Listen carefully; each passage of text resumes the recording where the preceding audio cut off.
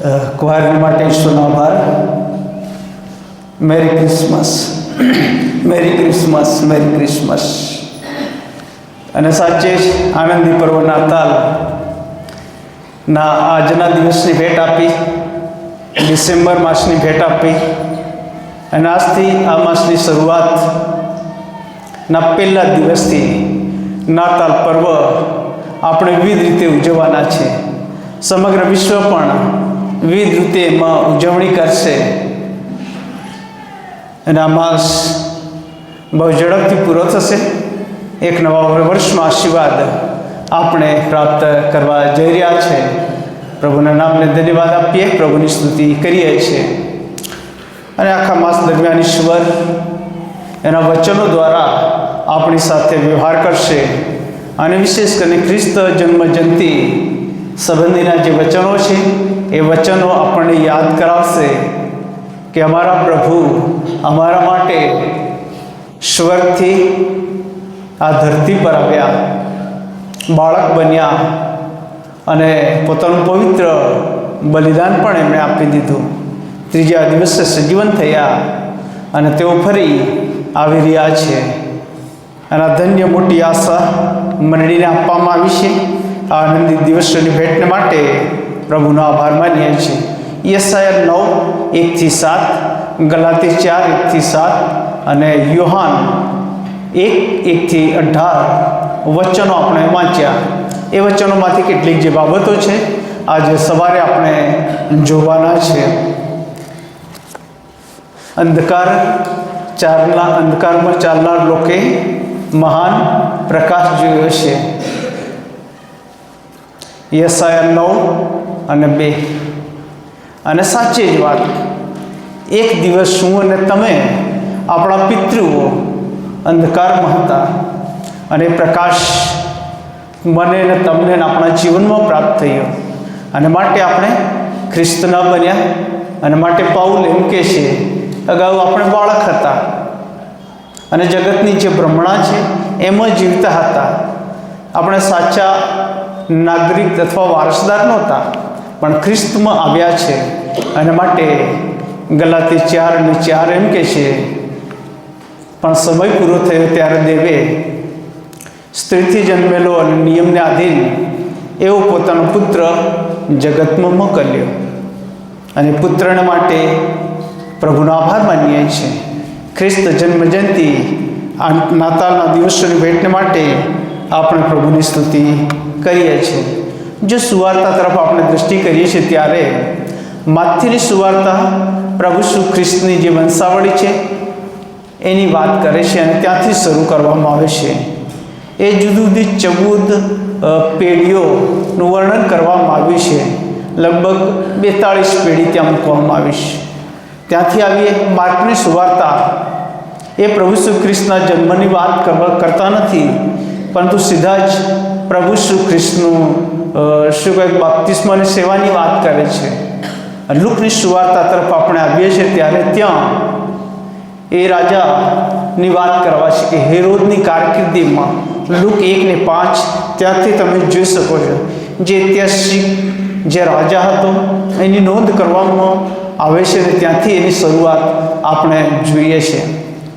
અને યોહાનની સુવાર્તા તરફ આપણે આગળ વધીએ છીએ ત્યારે ઇબ્રાહીમથી વંશાવળી શરૂ કરવામાં આવી છે માથી.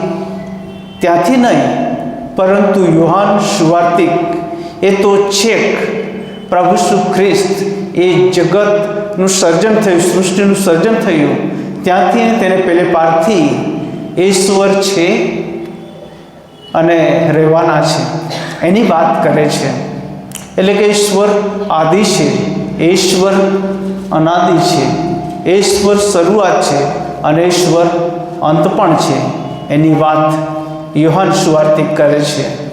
માથી, માર્ક અને લુક જેને આપણે સંદર્શક સુવાર્તા કહીએ છીએ, સિનોપ્ટિક ગોસ્પલ તરીકે આપણે ઓળખીએ છીએ, એની અંદર જે બાબતો છે એના કરતાં યોહાન સુવાર્તિક અલગ બાબતો મૂકે છે.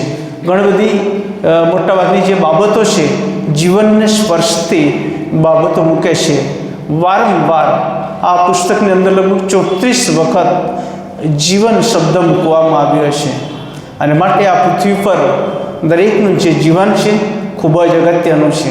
અને આપણા પ્રભુ ઈસુ ખ્રિસ્ત એ જીવન, પોતાનું જીવન લઈને આ જગતમાં આવ્યા, મારા માટે, આપણા સર્વણ માટે અને સમગ્ર માનવ જાતના માટે. અને માટે જ આપણે આનંદી પર્વ નાતાલ ઉજવીએ છીએ. યોહાન સુવાર્તિક બીજી ઘણી બધી વાતો કહે છે.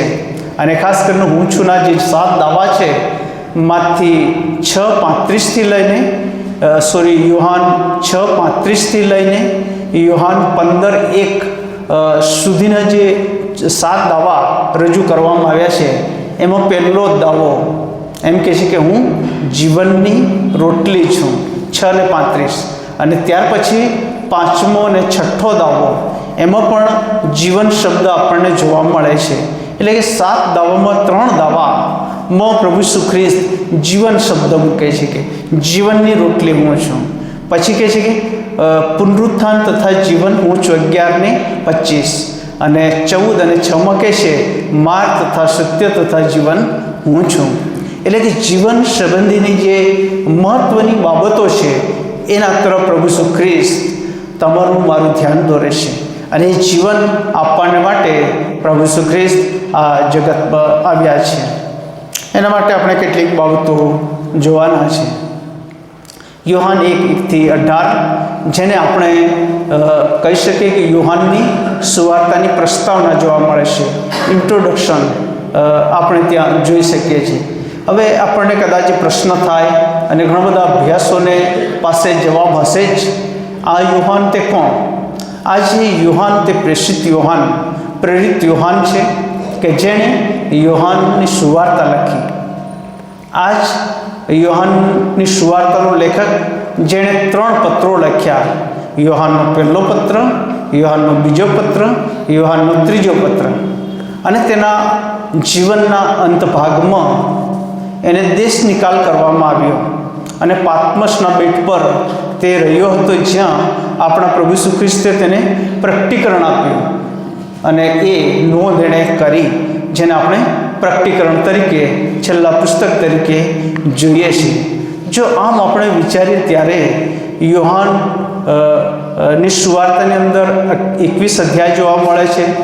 પહેલા યોહાનમાં 5 અધ્યાય જોવા મળે છે, બીજા અને ત્રીજા યોહાનમાં 1 અધ્યાય, અને પ્રકટીકરણના પુસ્તકની અંદર આપણને 22 અધ્યાય જોવા મળે છે. કુલ 50 અધ્યાય આપણને મળી આવે છે. એમ કહી શકીએ કે ઉત્પત્તિનું પહેલું પુસ્તક જેટલા અધ્યાયનું વર્ણન યોહાન કરે છે. અને જેઓ એમના સંપર્કમાં આવ્યા, સંસર્ગમાં આવ્યા, એ બધાને આશીષ, આનંદનું કારણ યોહાન બની જતો હતો. હવે આ યોહાન સુવાર્તિક એની સુવાર્તા રજૂ કરે તે અગાઉ એની પ્રસ્તાવના એ મૂકે છે. અને પ્રસ્તાવની અંદર પહેલી જે કલમ છે એ કલમની અંદર એમ કહે છે કે આદિ એ શબ્દ હતો. અને એની સાથે આપણે જોઈએ તો ઉત્પત્તિ 1:1 અને યોહાન 1:1 સેમ શબ્દો મળે, સરખા શબ્દો મળે છે. આદિએ દેવે આકાશ તથા પૃથ્વી ઉત્પન્ન કર્યા. અને આ આદિ એ કોણ? એ પોતે પ્રભુ ઈસુ ખ્રિસ્ત, એ લોગોસ, જે જીવન આપનાર છે, એ પોતે જ એ આદિ આ જગતની અંદર આવ્યા છે. એ તો સૃષ્ટિનું કાર્ય થયું ત્યારે હતા અને એના પહેલાંથી એનું અસ્તિત્વ છે. અને માટે પાઉલ એફેસીને પત્ર લખે છે અને એની ઇન્ટ્રોડક્શનની અંદર એમ કહે છે કે જગતના મંડાણની અગાઉ આપણને પસંદ કરવામાં આવ્યા. એનો અર્થ શું થયું? આપણી જે પસંદગી ઈશ્વરે કરી એ તો જગત નહોતું રચાયું તે પહેલાં. બહુ કેટલો મોટો વિચાર! અને ત્યારે એ ઈશ્વરનું અસ્તિત્વ હતું. અને તમારા મારા જે ઈશ્વર છે એ ઈશ્વરને યોહાન આ રીતે ઇન્ટ્રોડક્શનમાં રજૂ કરતા કહે છે આદિ એ શબ્દ હતો. અને કહે છે કે શબ્દ દેવની સંગાથે હતો અને શબ્દ દેવ હતો. શબ્દ દેવ હતો. શબ્દ. હવે જો તમે અભ્યાસ કરો તો નિર્ગમનના પુસ્તક તરફ જો તમે જાઓ ત્યારે 3જો અધ્યાય, ત્યાંથી આગળ વધો 4થો અધ્યાય. ઈશ્વરે મૂસાને કહ્યું મિસ્રમાં જા, ફારૂની સાથે વાત કર મારા લોકોને મુક્ત કરવાને માટે. અને મૂસાએ કહ્યું હું તેમની પાસે જઈને તેમને શું કહીશ? મને કોને મોકલ્યો શું કહીશ? અને માટે ઈશ્વરે એમ કહ્યું કે તું એમને કહેજે હું જે છું તે છું, હું છું એમ કહેજે. અને ત્યાર પછી મૂસાના મનમાં શંકા અને પ્રશ્નો હતા. અને ઈશ્વર મૂસાની સાથે વાત કરતા એમ કહે છે, તારા હાથમાં જે લાકડી છે જમીન પર તું ફેંક, સાપ બની જાય છે. પછી પૂંછડી પકડવાનું કહે છે, ને પકડે ત્યારે તે લાકડી થઈ જાય છે. પછી બીજો પ્રેક્ટિકલ અનુભવ આપ્યો, તારો હાથ તું બદનમાં નાખ, અને પછી બહાર કાઢવામાં કોડીલો બની ગયો. ફરીથી નાખવામાં આવ્યો, જેવો હતો તેવો બની ગયો. એટલે સુધી નહીં, પરંતુ કહેવામાં આવ્યું કે નદીનું જે પાણી છે લઈને તું કોરી ભૂમિ પર નાખજે, રક્ત થઈ જશે. વિવિધ પ્રકારના આવા પરિમાણો ઈશ્વર આપે છે. ઈશ્વરનું અસ્તિત્વ સંબંધી આ દિવસોમાં સમગ્ર વિશ્વમાં તમારી મારી આજુબાજુ ઘણા બધા પ્રશ્નો આવે છે. આપણી સામે લોકો લઈને આવે છે ઈશ્વરના અસ્તિત્વ સંબંધી. અને ત્યારે તેઓને માટે આપણે આવા જુદા જુદા પ્રમાણો આપી શકીએ, પરંતુ આપણે એ અંગત જીવનનો અનુભવ આપણે રજૂ કરીને તેમને સાથે વાત કરીએ. આપણા દાહોદ શહેરમાં ઘણા બધા ઘરોમાં એવા વ્યક્તિઓને પાત્રો પણ આવે છે એવું મેં જાણ્યું કે જેઓ પ્રભુ શ્રી કૃષ્ણને કોઈક બીજી રીતે જ રજૂ કરે છે, કોઈક બીજી રીતે જ પ્રદર્શિત કરે છે. અને ઘણા બધા વિશ્વાસી વાલા ભાઈ બહેનોને તેમના વિશ્વાસમાંથી પીછે હટી જાય એના માટે પ્રયત્ન કરે છે. મારું કહેવાનું એટલું જ કે જેને તમે ઓળખતા નથી એમને તમે તમારા ઘરમાં આવકારશો નહીં. જેમને તમે જાણતા નથી તેમને તમારા ઘરમાં એન્ટ્રી થવા દેશો નહીં. પ્રકાશના દૂતના વેશમાં તમારા ઘરમાં આવશે, અમુક જ કલમો, અમુક જ શબ્દોનો ઉપયોગ કરીને તમારી સાથે વાતચીત કરશે. અને વિશ્વાસની એ યાત્રામાં કોઈક જગ્યાએ બ્રેક મારી શકે છે. અને વર્તમાન સમયમાં ઘણી બધી જગ્યાએ આવું થયું છે. અને માટે તમે સચેત રહેજો, સાવધાન રહેજો. નાતાલ છે, નાતાલના નામે પણ ઘણા બધા આવશે. બને તો એટલે સુધી કહીશ કે તમે એમને કહેજો, અમારા પાળક સાહેબને તમે પૂછ્યું, અમારા પાળક સાહેબની પરમિશન તમે લીધી, પૂછજો. કહેવાનું તાત્પર્ય એટલું જ કે આપણા ઈશ્વર એ મારીને તમારી સાથે કદી છેતરપિંડી કરતા નથી. કેમ કે ઈશ્વર લોગોસ શબ્દ છે અને શરૂઆતથી હતા, છે અને રહેવાના છે. બીજું વચન એમ કહે છે, તે જ આદિએ દેવની સંગાતે હતો, તેનાથી સગળું ઉત્પન્ન થયું. એટલે જે કંઈ થયું તે તેના વિના ઉત્પન્ન થયું. તે જ આદિએ દેવની સંગાતે હતો. જો આપણે ઉત્પત્તિ 1-3 કલમો જોઈ લઈએ, ત્યાં એવું લખવામાં આવ્યું છે, આદિએ દેવે આકાશ તથા પૃથ્વી ઉત્પન્ન કર્યા, અને પૃથ્વી અસ્તવ્યસ્ત તથા ખાલી હતી, અને જળનિધિ પર અંધારું હતું, અને દેવનો આત્મા પાણી પર હાલતો થયો. અને દેવે કહ્યું અજવાળું થાવ, ને અજવાળું થયું. 4 કલમ. અને દેવે તે અજવાળું જોયું, તે સારું છે, અને દેવે અજવાળું તથા અંધારું જુદા પાડ્યા. અજવાળું 5મું વચન યોહાન 1 અને 5માં એ અજવાળું એ તો પ્રભુ શ્રી ખ્રિસ્ત પોતે હતા.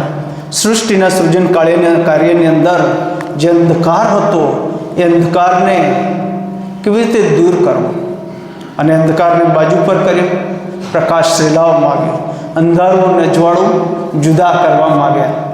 આજે જો બાઇબલ તરફ દૃષ્ટિ કરીએ, સમગ્ર વિશ્વ તરફ દૃષ્ટિ કરીએ અને આપણી તરફ દૃષ્ટિ કરીએ, તે અંધકાર અને પ્રકાશની ઘણી બધી બાબતો આપણને જોવા મળે છે.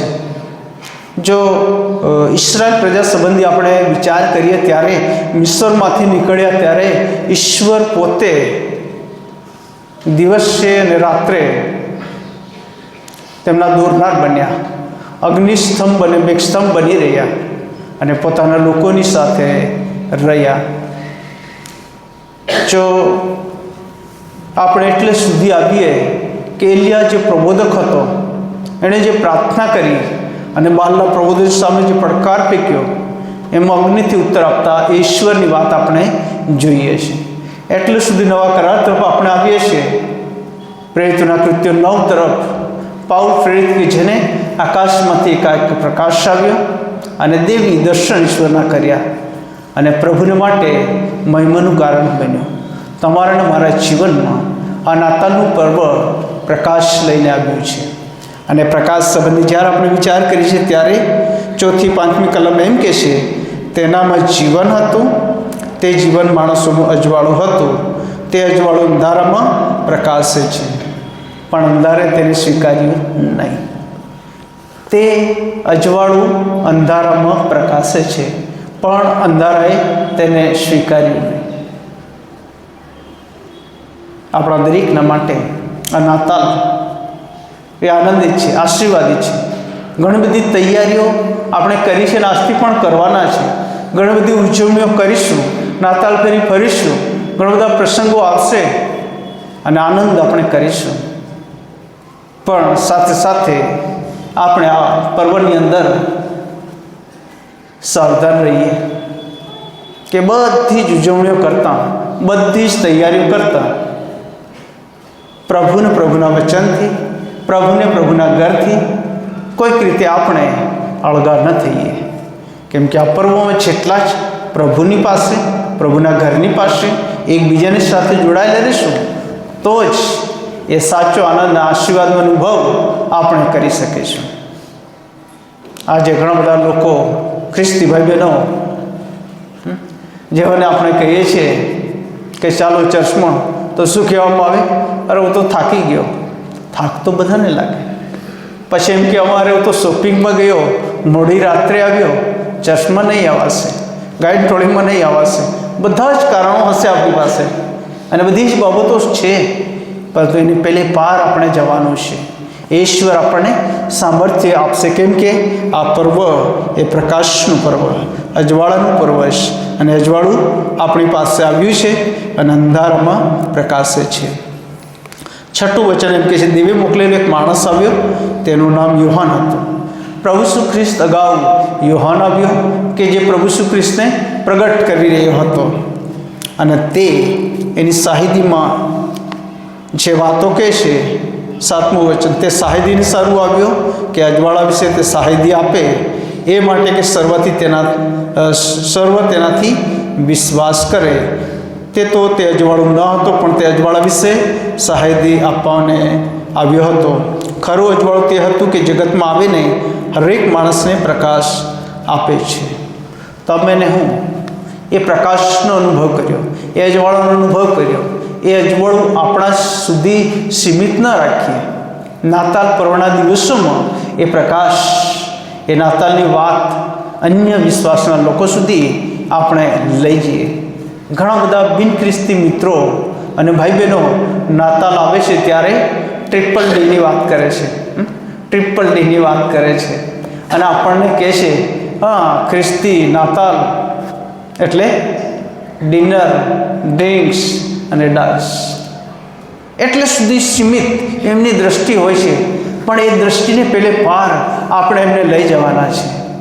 એ અંધકારમાંથી પ્રકાશ તરફ આપણે લઈ જવાના છે.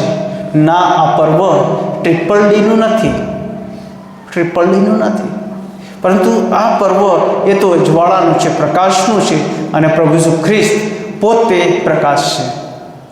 અને માટે આપણે જોઈએ છીએ યોહાન સુવાર્તિક નોંધે છે તેમ પ્રભુ ઈસુ ખ્રિસ્તનો દાવો કે હું જગતનો પ્રકાશ છું, હું જગતનો પ્રકાશ છું.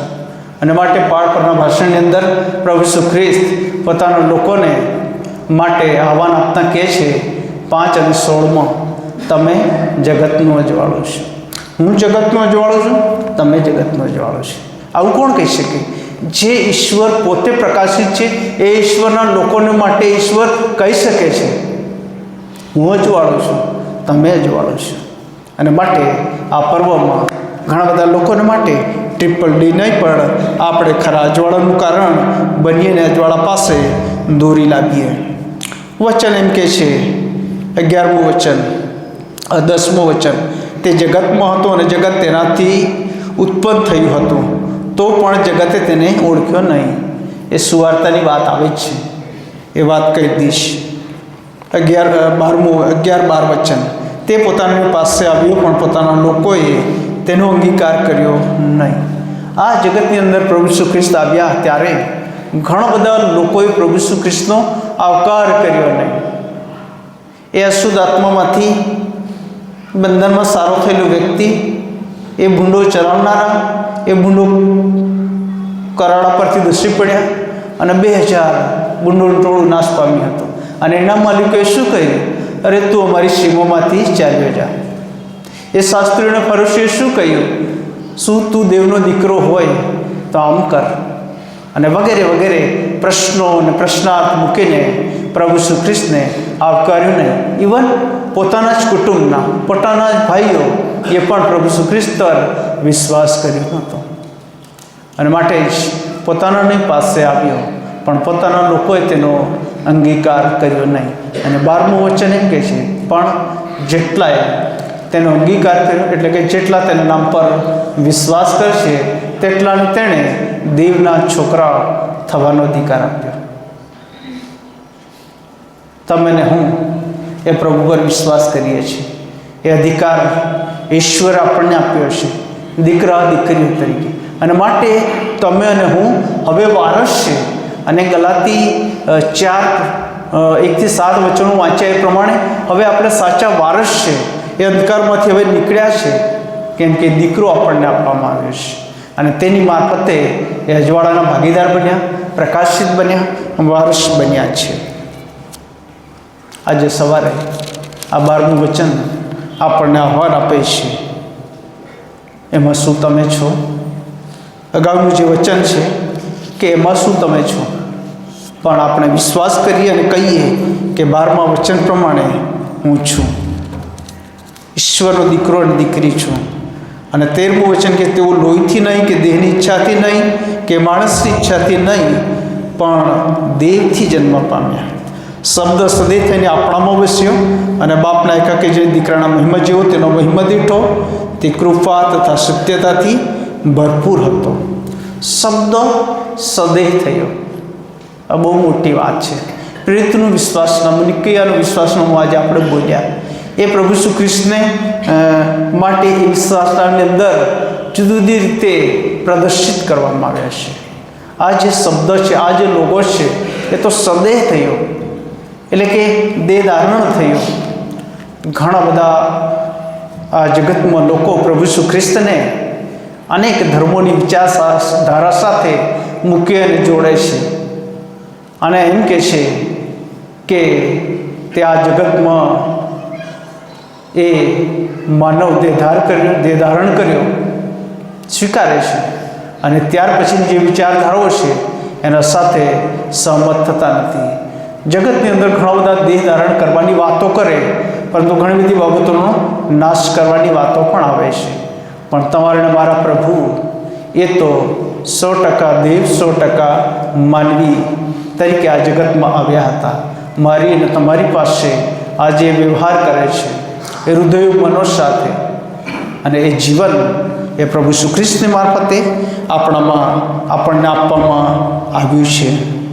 અને ત્યાર પછી 15મું વચન કે યોહાન તેના વિશે સાહિત્ય આપે છે અને ઘાંટો પાડતા કહે છે, જેના વિશે મેં કહ્યું કે મારી પાછળ જે આવે છે તે મારી આગળ થયો છે, કેમ કે તે મારી અગાઉ હતો તે એ જ છે. કેમ કે અમે સર્વ તેની ભરપૂરીમાંથી કૃપા પર કૃપા પામ્યા. કેમ કે નિયમશાસ્ત્ર મૂસાની મારફતે આપવામાં આવ્યું, પણ કૃપા પ્રભુ ઈસુ ખ્રિસ્તની મારફતે. નિયમશાસ્ત્ર મૂસાની મારફતે, પણ કૃપા પ્રભુ ઈસુ ખ્રિસ્તની મારફતે આપવામાં આવી છે. ઈશ્વરની કૃપાનો રોજે રોજ આપણે અનુભવ કરતા આગળ વધી રહ્યા છીએ. ત્યારે આનંદી પર્વ નાતાલનું ખરું અજવાળું આપણા જીવનમાં હોય, અને એ સાચું અજવાળું જો આપણા જીવનમાં હશે તો આપણા કુટુંબમાં અજવાળું પ્રકાશશે. એટલું જ નહીં, પરંતુ મંડળી તરીકે બહારના જગતમાં પણ આપણે અજવાળું પ્રકાશિત કરીશું. અને એ અજવાળામાં જે લોકો આવશે એ બધા જ લોકો શાંતિ આનંદનો અનુભવ કરી શકશે. શું આપણે કહી શકીએ કે અજવાળું આજે મારી પાસે છે, એ ખ્રિસ્ત મારી પાસે છે, એ અજવાળું પ્રગટ કરીશ આ નાતાલે, એ પ્રભુ ઈસુ ખ્રિસ્તને હું પ્રગટ કરીશ. અને જો એમ કહી છે ત્યારે મારા માટે, આપણા સર્વને માટે આ નાતાલ ખરા અર્થમાં આનંદિત અને આશીર્વાદિત બનશે. બાકીનું આપણી પાસે તો ખાવાનું છે, આનંદ કરવાનો છે, કપડાં લત્તા બધું જ છે, પણ એની સાથે આ સાચો જે પ્રકાશ છે, અજવાળું છે, એ આ નાતાલે આપણે બીજા સુધી લઈ જઈએ. એમ કરવા માટે ઈશ્વર મને તમને એની કૃપાથી ભરી દો. પ્રાર્થનામાં જોડાઈને પ્રાર્થના બાદ ભજન સેવાના અંત ભાગમાં 466 નંબરના ગીતમાં આપણે જોડાઈશું. ગૌરવી રાજા ઈસુ અમારો, જન્મ્યો જગમાં તારણહારો. પ્રાર્થનામાં જોડાઈ પ્રાર્થના કરીએ. ગૌરવી પ્રેમાળ ઈશ્વર પિતા, તમારો આભાર માનીએ છીએ. વિવિધ સંદેશવાહકો મારફતે પ્રભુ તમે તમારો સંદેશ આ જગત પર મોકલ્યો અને વચન કે છે તે પ્રમાણે પણ સમય પૂરો થયો ત્યારે દેવે સ્ત્રીથી જન્મેલો નિયમને આધીન એવો પોતાનો પુત્ર જગતમાં મોકલ્યો. અને યોહાન એના વિશે સાહિત્ય આપે છે અને કહે છે, ખરું અજવાળું એ છે કે જે જગતમાં આવે ને પ્રકાશ આપે છે. પ્રભુ, તમે આ સૃષ્ટિનું સર્જન થયું તે અગાઉ આદિ તરીકે હતા અને શબ્દ તરીકે આ જગતની અંદર તમે આવ્યા અને શબ્દ સદેહ થયો, દેહ ધારણ થયો મારા માટે, સમગ્ર વિશ્વ માટે. પ્રભુ, આ વચન માટે આભાર માનતા અમે ખાસ પ્રાર્થના કરીએ છીએ. જો અજવાળાને અમે સ્વીકાર્યું નથી તો હજી સુધી અમારામાં અંધકાર છે, પરંતુ અમારામાં જે અંધકાર છે એને જો અમે દૂર કરવા માગીએ છીએ ત્યારે અજવાળાને અમે સ્વીકારીએ, ખ્રિસ્તને અમે અમારા જીવનમાં આવકારીએ. યોહાન 1 અને 12 અમને યાદ કરાવે છે, પણ જેટલાએ તેનો અંગીકાર કર્યો એટલે જેટલા તેના નામ પર વિશ્વાસ કરે છે તેટલાને તેણે દેવના છોકરા થવાનો અધિકાર આપ્યો. તમારા બાળક ઉપર તરીકે જીવન જીવા કાર્ય કરવા અમારી સહાયની મદદ કરજો. આજથી લઈને આખા માસ દરમિયાન આ પર્વની ઉજવણી કરવાને માટે અમારા બધાની સાથે રહેજો અને આ પર્વ પ્રકાશિત પર્વ બની જાય એવું તમે થવા દેજો. તમારા પ્રેમાળ પવિત્ર હાથોમાં અમારી જાતોને અમે સોંપીએ છીએ. પ્રભુ ઈસુના નામમાં અમારી પ્રાર્થના સાંભળીને સ્વીકાર કરો. આમીન. ભજન સંગ્રહમાં 466 નંબરના ગીતમાં જોડાઈશું. જીવનો દાનો ઈશ્વરની પાસે આપણે